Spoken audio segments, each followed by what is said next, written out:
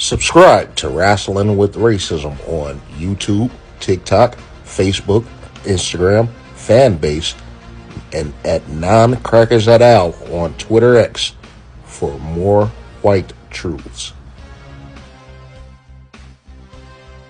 She was worthless, and she got attached to, I believe, heroin, and she started taking that, and she lost her job. So I started to.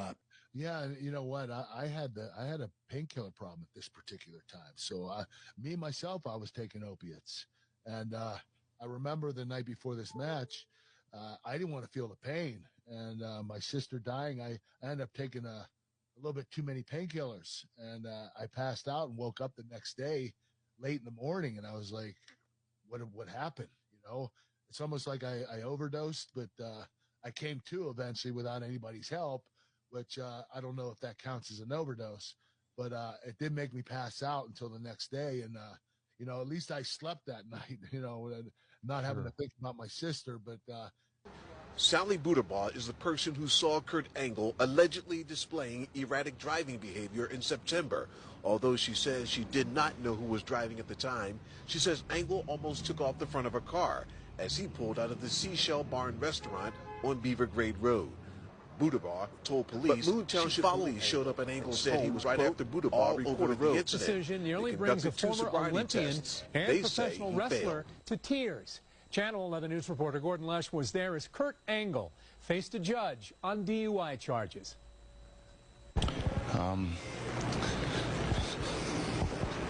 It's taken a toll on my family. I regret it. It's something that, I didn't do anything wrong. Kurt Angle, the video allegedly shows Eric Angle picking up a student at a wrestling match by the throat. Bob Allen is live with more of the video. Bob. Eric Angle is the brother of Kurt Angle, a WWE wrestler and former Olympic gold medal winner. Now, Eric Angle was coaching a junior wrestling team at a local tournament when he admitted he made a grave mistake. The incident happened at the Pennsylvania Junior Wrestling Championship at the Peterson Event Center. It was witnessed by parents, other wrestlers, and 2 police officers working overtime. Eric Angle was coaching the junior wrestling team. At the end of a match, the video shows a junior wrestler walking over to Angle when he reached out with both of his arms and put his hands around the junior wrestler's neck, picked him up by the neck, and threw him to the mat. When the junior wrestler got up, Angle pushed him with both hands. 2 police officers say the crowd was screaming and yelling about the incident. They pulled Angle and the junior wrestler aside. He admitted he messed up. He became upset and let his emotions get the best of him. Angle was escorted out of the building and told he would not be permitted back into the building for the remainder of the tournament.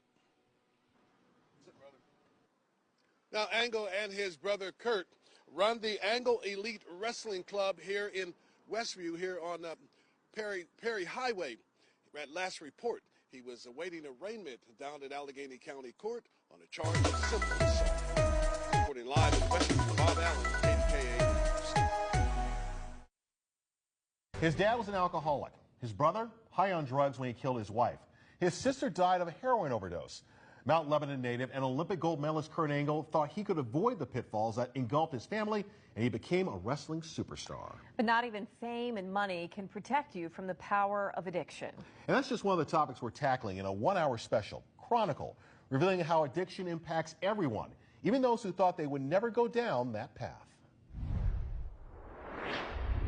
I just wanted to be the best wrestler in the world, and I felt like it was being taken away from me. Losing your edge is the driving force for any athlete. Kurt Angle first gained that edge here in Mount Lebanon. This is where his passion to be the best began. It all started on the high school wrestling mats, and it carried him to the greatest stage in all of amateur athletics. The Olympics and the gold medal, and he struck gold with a broken neck, an injury that would take his professional career in a dangerous new direction. 7 years after winning gold, Angle became one of the biggest stars in professional wrestling. I went to WWE and I broke my neck. And I was prescribed painkillers for the first time in my life. It was 2003. And when I took the first one, I loved it. He says those pills and the relief they provided made him feel invincible, but it also made him an addict. Once I took that one painkiller, your body builds a tolerance, and now it didn't work, so I had to take 2. And then 2 ran into 4, 4 ran into 8. I was taking 65 extra strength Vicodin in a day. That could kill a horse. I felt like my career was being taken away from me, and I was going to do everything I could to keep it alive. So that's when the painkillers, I knew as long as I stuffed myself with painkillers, I couldn't feel it, and couldn't feel the pain, and I would go as long as I could until my body couldn't go anymore. He tells me he got those painkillers illegally, 2,000 pills a month. It was a secret life he dare not share. As a celebrity, I was told, don't talk about it, go to rehab, keep your mouth shut. When you get out, pretend like it never happened. Low point in my Subscribe to Rasslin with Racism on YouTube, TikTok, Facebook, Instagram, Fanbase, and at Non-Crackers et al. On Twitter X for more white truths. There was no trial, but the judge, as part of hearing about that plea agreement between prosecution and defense, heard details of what would have been presented to a jury. 63-year-old David Angle stood in handcuffs and his inmate uniform before Judge Donna Jo McDaniel and pleaded guilty to killing his wife Donna Angle at their Dormont home last fall. David Angle had been charged with homicide. Defense attorney Bill Diffenderfer says the plea agreement is to voluntary manslaughter. It was really a product of alcohol, and it was a domestic fight where she started smacking him. He stopped her from doing that. His knees were on her chest, and basically she suffocated, and he was intoxicated as well, and it was almost accidental. Wrestler Kurt Angle, seen here in video from his brother David Angle's first court appearance last fall, was not in court today. Kurt Angle said at the time, We're family, and we always will be. We love each other, and we're just trying to support each other. Diffenderfer says other family was in court today for David Angle's plea. His 3 children were here. He has a stepson. Ian was here, and his daughter and son, both of it from the deceased and him. Their children were here, and they are in very much supporting their father. Sentencing will come on September 20th. That's when we could hear in court from David Angle himself. The penalty could be up to 10 years. Sentencing guidelines might put it closer to 2. The brother of pro wrestler downtown. Kurt Angle has been indicted by a federal grand jury on drug charges. Eric Angle is accused of selling anabolic. Investigators say he was one of 3 men who would sell the drugs and then ship them under fake names. He is facing several charges. Angle was facing a simple assault charge earlier this year after an incident at the Peterson Event Center. Police say he picked up a boy by the throat and then threw him to the ground after a wrestling match. Angle was coaching a junior wrestling team at the time. That simple assault charge was withdrawn back in July. Wendy, the court appearance here at Municipal Court was fairly brief, but it was quite emotional as Kurt Angle was here not only to support his brother, charged with killing his wife Donna, but also to support Donna's family. Prayers out to my brother and the whole family, so it's a hard time for everybody. For former Olympic wrestler Kurt Angle, being in the spotlight this time is tough, but supporting his brother David Angle is too important not to come. It's hard for anybody that's going through this, so, you just have to go with it and take it day by day. Which is now 41 days. It was September 20th when police arrived here at the home Kurt Angle's brother David shared with his wife Donna in Dormont. According to court papers, David Angle told police that his wife was badgering him to drink vodka with her and that she tried to kick him before he pulled her off the couch and put his foot on her chest, killing her.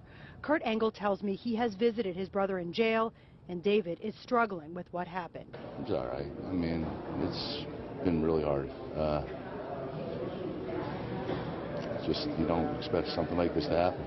But the details of what David Angle says really happened inside his home are still unclear. His attorney chose to waive today's hearing and would only say that he is confident in their defense. Suffice it to say, my client was in love with his wife. That a lot's going to come out, obviously, at the trial. For Kurt Angle, he grieves for both his brother David and his sister-in-law Donna's family, who he embraced in court. We're family, and we always will be. We love each other, and we're just trying to support each other, especially right now. David Angle is now headed to trial on one count of criminal homicide. Reporting live downtown, Marcy Cipriani, Pittsburgh's Action News 4. I was presumed innocent. Thank you to my attorneys.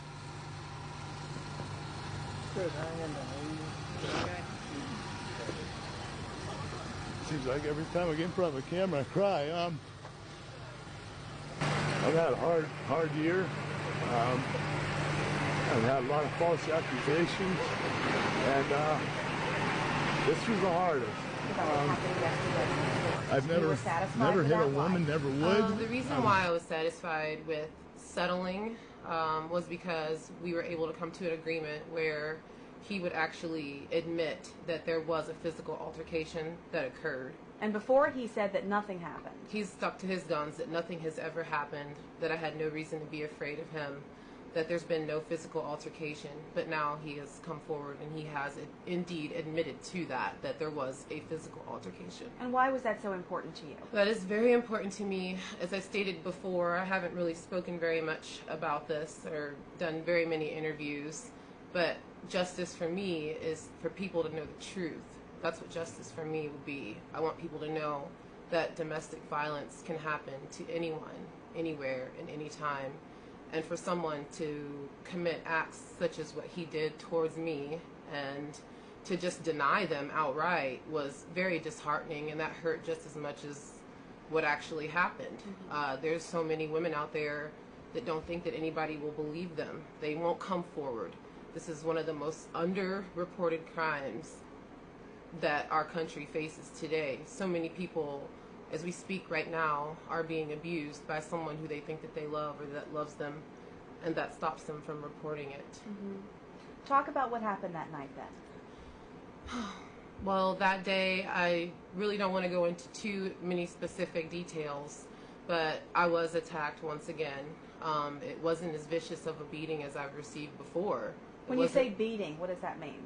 By beating, I just mean like a mauling, an attack, anything that someone would use in combat has been used against me before by this individual. And at this time, I was trying to call 911 when this attack happened. So I was prevented from doing that. And he did what he needed to do to stop me physically from calling 911. And so what happened next? You weren't allowed to call 911. Did something spark the attack? Yeah, it was sparked by some comments that a conversation that he was trying to engage in with me in reference to a domestic violence situation against another individual, which had accused him of domestic violence, which I didn't really want to discuss that with him, being that I was a victim myself. To me, it was kind of confusing and a little bit like another blow for him to come to me for comfort on that issue. Because you knew. Well, I know firsthand. So what happened? How did it end? The actual incident? You weren't allowed to call 911. No, I wasn't allowed to call 911. I don't want to go again into too many specifics about that. We will be discussing this in great detail before the judge, actually. But this wasn't the first time that it happened, so it wasn't like it was like, oh my gosh, again, you know, like it was probably the 7th time that something like this has happened. And you don't really, it's almost like an out-of-body experience every time. You don't want to believe that it's happening, and that person's apologized to you so many times and promised you it would never happen again, and you believe it because you want to believe it. I want to present to you all another factor, and I hope Kurt Angle sees this. You guys think you got away with what you did to me, but the company completely crumbled after your evil conspiracy manifest. So God still whooped your donkey, because Chris won't let me say the A word. Listen, it wasn't Hogan, it wasn't Bischoff, it was Kurt Angle that destroyed TNA. Kurt Angle destroyed TNA. Chris, get on Wrestling Inc. and quote me. Kurt Angle's the one who destroyed TNA and Dixie. It was Kurt and Dixie, because Dixie is a mark. And she let a drug addict crackhead convince her as to how to run the company. Now, that's what he was at the time. He has admitted to it. And TNA was being run by a crackhead. Put that in the headline. Raka Khan said TNA was being run by crackheads.